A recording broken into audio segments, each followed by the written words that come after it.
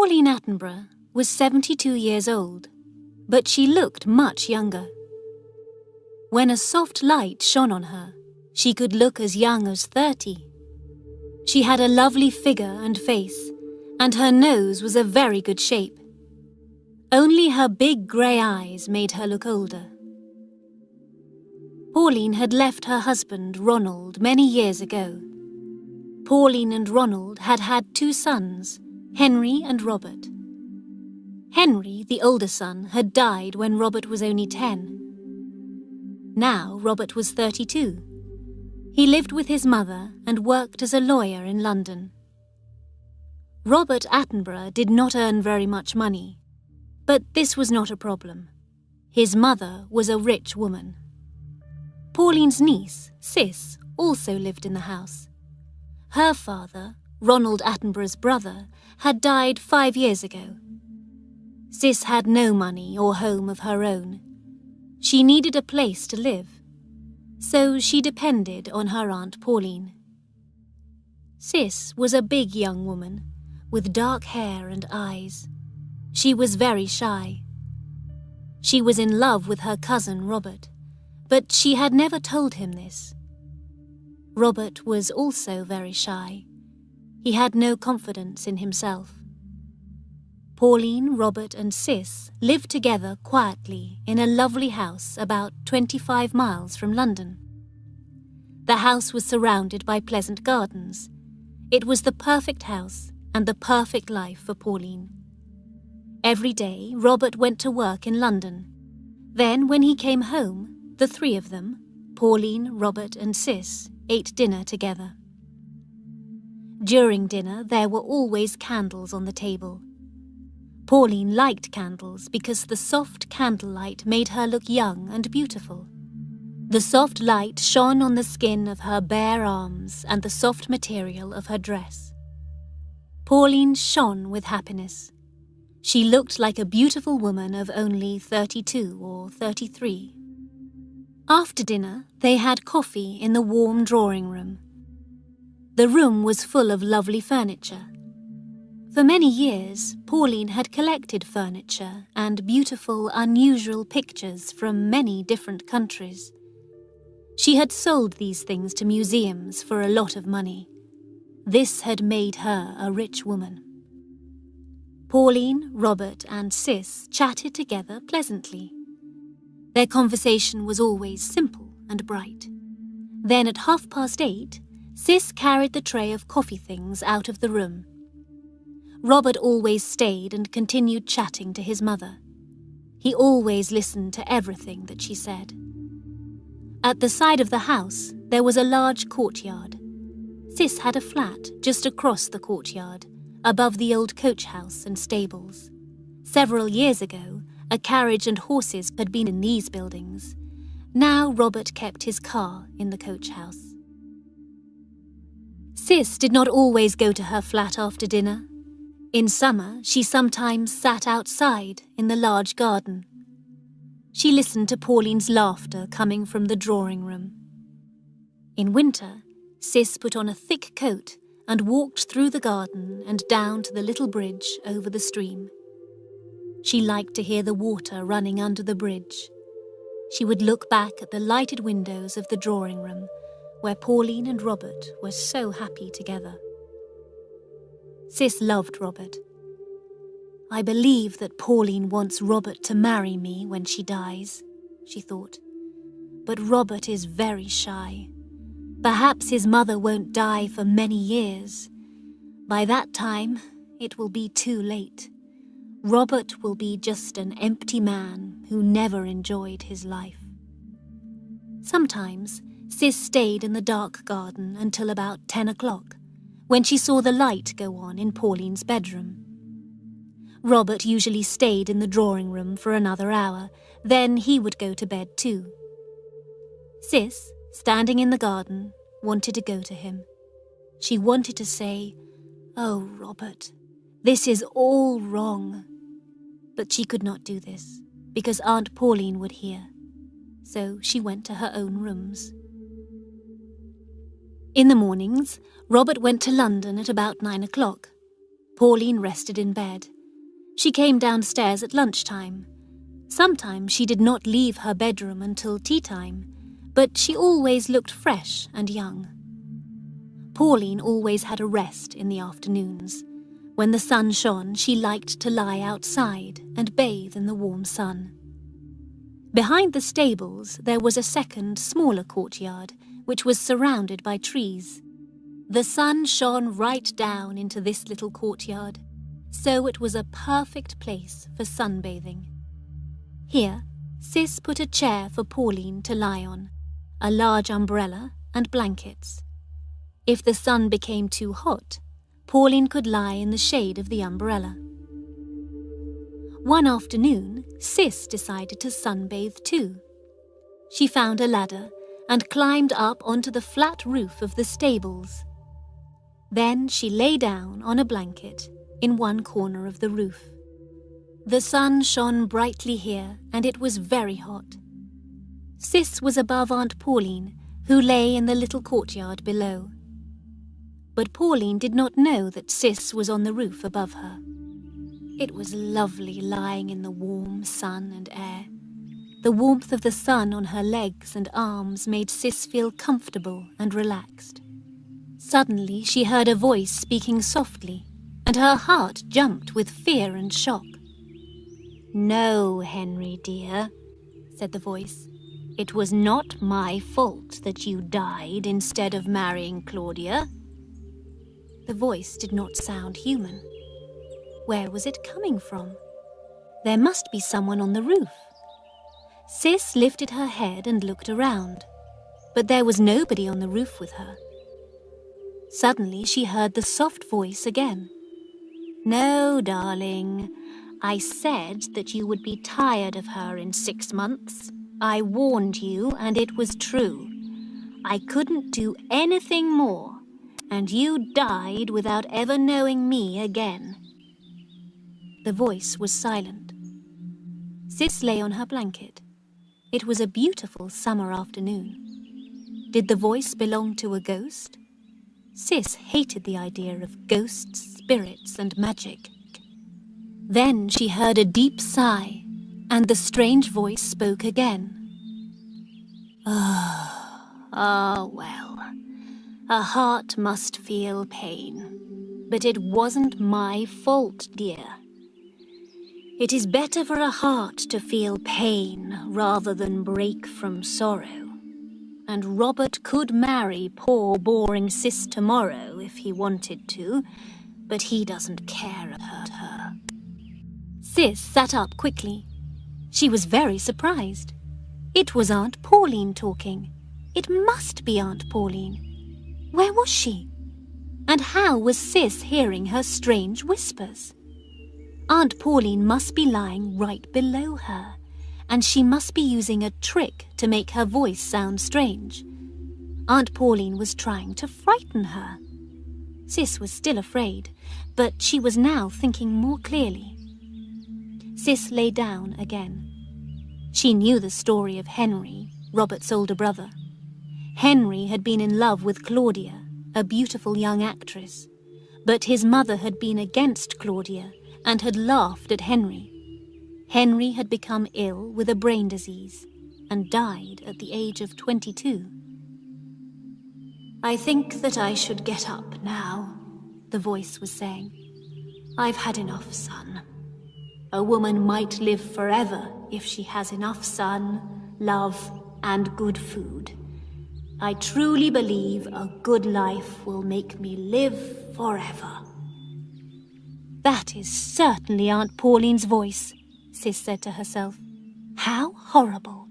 I'm hearing Aunt Pauline's thoughts." Sis turned and looked down in front of her. She was staring at a hole in the corner of the roof. The lead gutter, the pipe for taking away the rainwater, went down into this hole. The water then came out of the rain pipe near the ground. Suddenly, a sigh and a whisper came out of the hole. Well, Pauline, get up. You've had enough sun today." Now Sis understood. Aunt Pauline was lying below her, and the rain pipe was carrying her voice up to the roof. Aunt Pauline was speaking her thoughts aloud. She did not know that the sound of her voice was going up to the roof. So Aunt Pauline was feeling guilty about Henry's death. He had died, and she thought that it was her fault.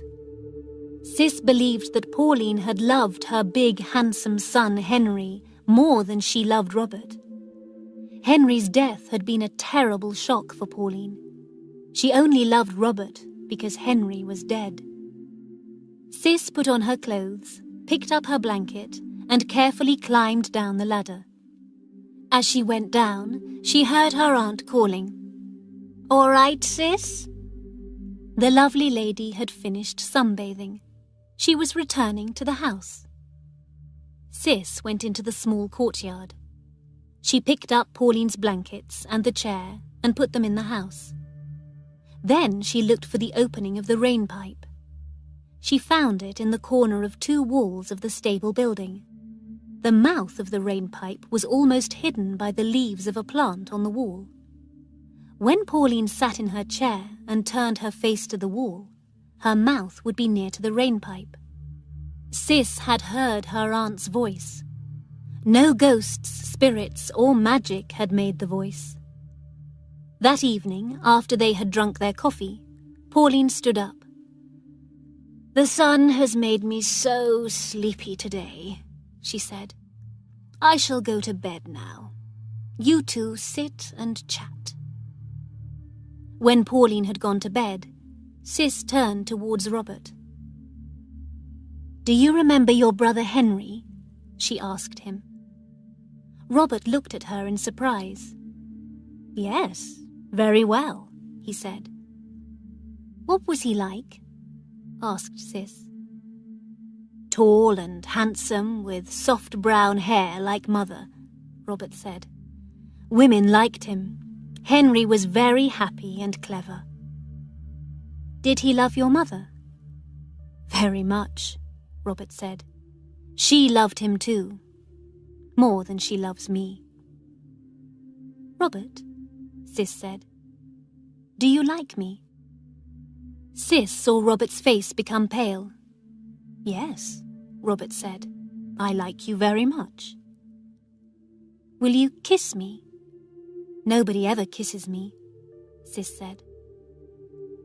Robert looked at his cousin with fear in his eyes. Then he stood up and kissed her gently on the cheek. Sis held Robert's hand and pressed it against her breast. "Come and sit with me in the garden," she said. "But what about Mother?"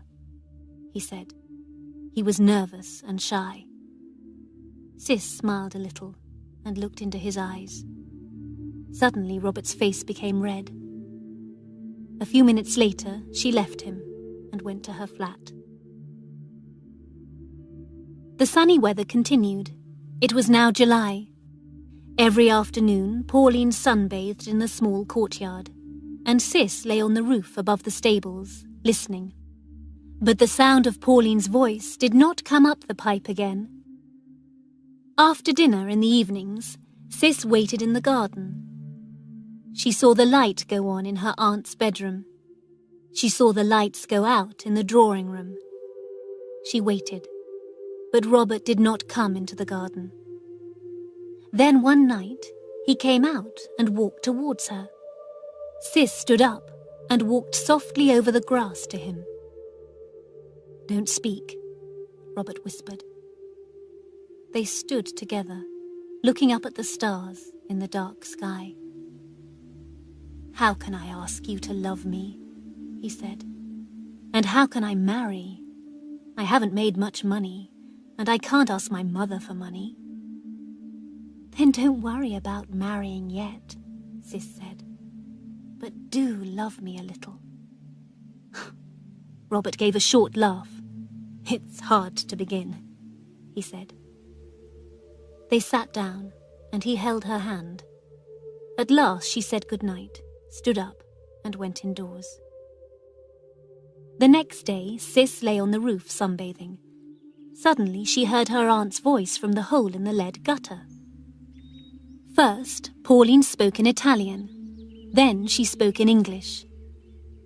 "No, Robert, dear," said Pauline's voice. "You will never be the same kind of man as your father. But you look like him. Mauro was a wonderful lover. Mauro, Mauro, how you loved me." The voice stopped speaking. Cis realized that her aunt had a secret. Pauline's husband, Ronald, had not been Robert's father. Robert's father had been an Italian man called Mauro. "I'm disappointed with you, Robert," continued Pauline's voice. "Your father was a priest, but he was the best lover in the world. You are like a cold fish, and Cis is like a cat who is trying to catch you." Cis suddenly put her mouth near the hole in the rainpipe and spoke. "Leave Robert alone," she said in a deep voice. "Don't kill him too." There was a silence. The hot afternoon sun shone on the flat roof of the stables. Cis listened, with her heart beating quickly. At last she heard her Aunt Pauline whisper the words, "Did someone speak?" Cis spoke again into the hole of the lead gutter. "You killed me," she said in a deep, terrible voice. "Don't kill Robert too." "Ah!" said Pauline, giving a little cry. "Who's speaking?" "Henry," said Cis in the same deep voice. There was silence again. "I didn't kill you, Henry," said Pauline. "No, no, Henry, it wasn't my fault. I loved you, my dearest boy. I only wanted to help you." "You killed me," Cis said in the deep voice. "Now let Robert live. Let him go. Let him marry." "Henry," said Pauline, "are you a ghost? Have you come to punish me for your death?" "Yes, I have come to punish you," said Cis, in a terrible, frightening voice. She was very angry with Pauline. She felt that her anger was going down the rainpipe to her aunt. At the same time, she almost laughed. This was a very funny conversation. Cis lay and listened. No sound came from the rainpipe. The afternoon had become cooler. Yellow and grey clouds had covered the sun. There was a roar of thunder. A storm was coming. Cis dressed quickly, went down the ladder, and ran to the corner of the stables. "Aunt Pauline," she called, "did you hear thunder?" "Yes. I am going indoors," her aunt replied in a weak voice. "Don't wait for me." Cis watched her aunt go inside the house. The sky was growing darker. Cis took the blankets and the chair and hurried inside. Then the storm began. Pauline did not come downstairs to tea because she did not like thunder. Robert did not arrive home until after tea. By this time, the rain was pouring down. Cis went to her flat and got ready for dinner. She put on a pretty white dress and fastened some white flowers at her breast. When she went into the drawing room, Robert was waiting. He was standing by the drawing room window and listening to the rain falling. He now had a different look on his face as he watched her. The drawing room was lit by the soft light of a table lamp. Cis walked towards the bookshelves near the door. When she heard the door opening softly, Cis suddenly turned on the switch of the ceiling light. Her aunt, wearing a black dress, stood in the doorway. The strong, hard light showed her face clearly. Pauline was wearing makeup, but her face looked old and full of hate. "Oh, Aunt," cried Sis. "Mother, you look like a little old lady," said Robert in a shocked voice. "Aren't we going to eat dinner?" asked Pauline angrily. Pauline sat at the table, getting angrier and angrier. She looked very, very old and very ugly. Sis and Robert watched each other. He was very shocked by his mother's face. Pauline ate her dinner quickly, like a hungry dog. As soon as they had finished eating, she ran towards the stairs. Robert and Sis followed her from the room. "You pour the coffee. I hate it," said the old woman quickly. "I'm going to bed. Good night." There was silence. At last, Robert said, "I'm afraid that Mother isn't well. She must see a doctor." "Yes," said Sis. The rest of the evening passed in silence. Robert and Sis stayed in the drawing room. A fire was lit. Outside, cold rain was falling. At about 10 o'clock, the door opened and Pauline came into the room. She shut the door and came to the fire. Then she looked at Robert and Sis with hate in her eyes. "You two should get married quickly," she said in an ugly voice. "You are so much in love." Robert looked up at his mother. "You believed that cousins should not marry, Mother," he said quietly. "You told me that often." "I do believe that cousins shouldn't marry," replied Pauline. "But you're not cousins. Your father was an Italian priest, Robert. He was a great man, and he was too great to have a weak son like you." With a terrible look on her face, Pauline left the room. Pauline had gone mad. Her madness continued for a week. The doctor came and told her that she must sleep. He gave her drugs to help her, but she did not take the medicine. She walked about her room, looking ugly and full of hate. She would not look at either Robert or Sis. At first, Sis was frightened by what she had done.